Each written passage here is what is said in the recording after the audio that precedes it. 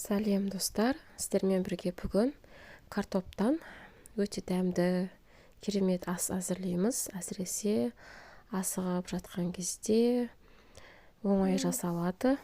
Видеоны соңына дейін қарамастан бұрын менің каналыма жазылып кетуді ұмытпаңыздар. Алдымен сармайымызды ертіп, осылай қыздырып, жуамызды жақсылап қуырып алатын боламыз.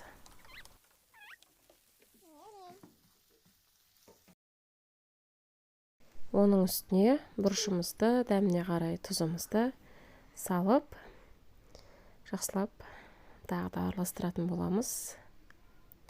Өте дәмді болып шығады. Одан соң туралған картоғымызды салып, бұны да қызарғанша қуыратын боламыз. Одан кейін паприка, тәтті бұрыш салатын боламыз. Бұл да ерекше дәм беретін болады. Осылай шамамен аздап салып, тағы да біраз қуыратын боламыз.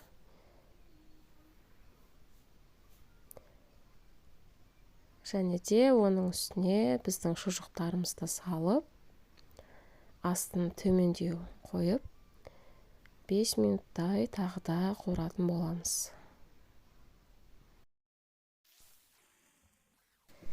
Біз енді 2 жұмыртқамызды жарып, оның үстіне аздап тұзымызды, паприкамызды салып,